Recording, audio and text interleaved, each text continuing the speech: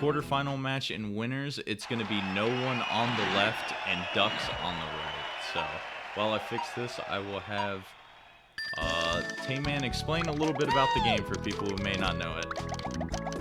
Alright, so Pokemon Puzzle League and the entire Puzzle League series is it's a block swapping game, and the way it works is that if you line up 3 or more colors in a row, those blocks will clear, and it'll cause like any blocks above it to fall down as well. So this is like the whole idea of clearing blocks is the building blocks, so to speak, of the game. But if you clear more than 3 blocks in a row, that's going to give you that's called a combo. And if you clear blocks such that other blocks fall and clear as well, we call that a chain. And doing combos and chains are going to send garbage blocks to your opponent. Now, if you do a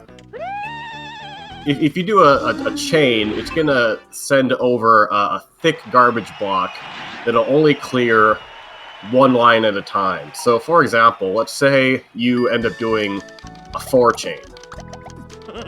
This will send over a garbage block that is 3 thick, and you will need to clear this garbage block 3 times to get the whole thing to go away. And you clear the garbage block by clearing regular blocks that are touching it. So hopefully, as you're watching the action here, it'll be pretty apparent what I'm talking about.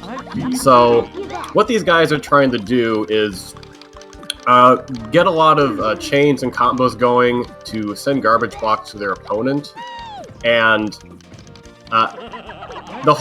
you win by filling up your opponent's screen, and after their screen has been full for so long, there's something called like a stop time. And if your screen is full for too long and your stop time runs out, that's when you lose. So these guys are going to be trying to manage their own garbage while sending over enough combo and chain garbage to top off their opponent. Very well put there, Tayman. And as you have been explaining that, Versus is very similar to the speedrun. I'm sure people have been familiar because that's what generally has been exposed the most in the community. But yeah, there are several different ways you can approach actually winning the match. Most of the time, especially if it's a couple lower level players playing, you want to just make sure you're consistent with your garbage. Though, typically, if you are doing good with topping off your opponent and you have no threat of topping out, usually dropping your chains a little bit sooner and getting the garbage blocks that are a little bit thinner can be hard for your opponent to react to and stay alive, especially at higher levels. The higher the level is for the game, the less time you have to literally react to everything. So you'll see a lot of later rounds be playing on higher levels. Oh god, I was gonna say something and then totally forgot what it was. Oh, yeah, what you were saying about dropping your chains early. If you do this and send over some smaller chain garbage, this will leave like layers of blocks in between the other chain garbage. And if you're leaving just small layers of blocks, it's less likely that they'll find a clear within that small layer of blocks. And whenever you can restrict your opponent's options, give them less to work with, that's a good thing for you.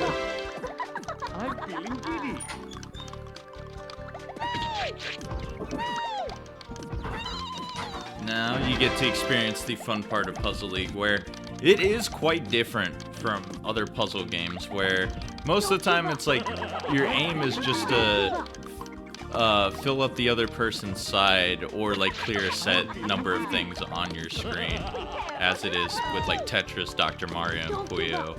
So those games will kind of have pretty set times to it, unless there's like, you know, a little bit inexperienced players. But for Puzzle League, you can have matches go on for quite a while depending on how people react. I'm gonna get eviscerated by some actual experienced Puyo players, but my impression of Puyo has just been, at least from like, you know, you watch Kirby's Avalanche speedruns and you can just do like a multiple chain and then just like fill their entire screen with garbage blocks, and then you just win. And I felt like there wasn't a ton, it felt like Puyo was just a race to chain the most. Obviously, I'm probably way off on the nuances of that, but I do like how in Puzzle League, like, you can't just send over a huge garbage block and then that's the end of it. In fact, sending over a gigantic garbage block will typically be to your detriment, because big chain garbage blocks take a long time to clear, and it'll give your opponent time to set up other clears as those garbage blocks clear and send over blocks. You can line them up to clear again, and you can just keep doing this for the life of the garbage block, and then you're probably sending over like another big chain to your opponent. So that's why we were talking about dropping your chains early to send over some smaller garbage blocks, and smaller garbage blocks clear quicker, give your opponent less time to react to them. And a little bit of this, you see they moved up to level 7 for this round. Those matches went a little bit longer, and typically that's what will happen if you see that drag on. They'll just move on to a higher difficulty, so they go a little bit faster. But in overall structure of this tournament, most of these are going to be best of 3 games, and each game entails winning 3 Pokeballs. So it's kind of like a best 3 out of 5 at first, and then you do a greater best 2 out of 3. Though it will move to, for winners finals and grand finals, best 3 out of 5 later. And unfortunately for no one there, he was probably not paying attention a little bit too much, or made a slip up, and he's gonna lose that first round in total here. Yeah, and as like we can see, this is a very violent video game. Those Pokemon just getting entirely wiped from existence after they lose. So this is not your grandma's Pokemon game. This is a brutal fight to the death. Yeah, I do want to... Oh, what were you going to say? Well, I was going to say that, as we were going on earlier, Versus is a much different skill set than speedrunning the game, because we just had the panel attack tournament wrap up, and I did pretty poorly in that. Even though I have a sub 20 time in S-Hard, I ended up getting like knocked out 2 rounds into loser's bracket, just because I tend to have a more all-out style that doesn't really lend itself well to Versus, and then that got exploited pretty hard in the panel attack tournament. And that's what I kind of like about Puzzle League in general, because it has like a bunch of different modes that people prefer and can excel at. I look at 3 main ones in specific, which is you have the speedrunning aspect of it, mostly focusing on the Versus Com mode, which is, you know, it's a kind of a mix of everything. You gotta be proficient at chains, you gotta be smart about awareness, and you just gotta know general strats. So you kind of take everything around there. And then you also have the score attack aspects, which is mostly just like showing off your skills. A lot of people will go for high chains, and then you have the Versus aspect, which most of the time you won't see too many super long chains at high level of play, because usually those aren't optimal and can leave your opponent lasting forever. But you know, people play 7 chain. Yeah, people play all of them, but some people will only excel maybe at one of those.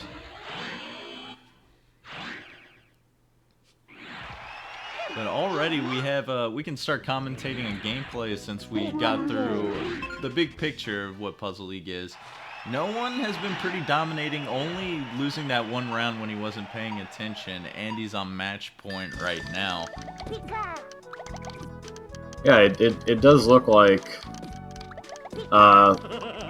these guys are kind of getting used to the faster fall speed.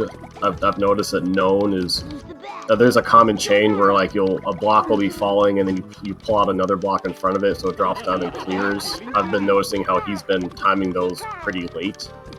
So at least no one is. Seems like he's trying to get acquainted to the faster fall time, but I'm apparently not hurting him very much as he is in match point, and that's gonna do it right there. Yeah, good stuff to N00ne. Pretty much dominating that whole match, and it kind of showed there. He was pretty proficient with his chains even on higher levels, so good stuff to him. He's going to take that 2-0, only dropping one round that entire time like we mentioned. So that is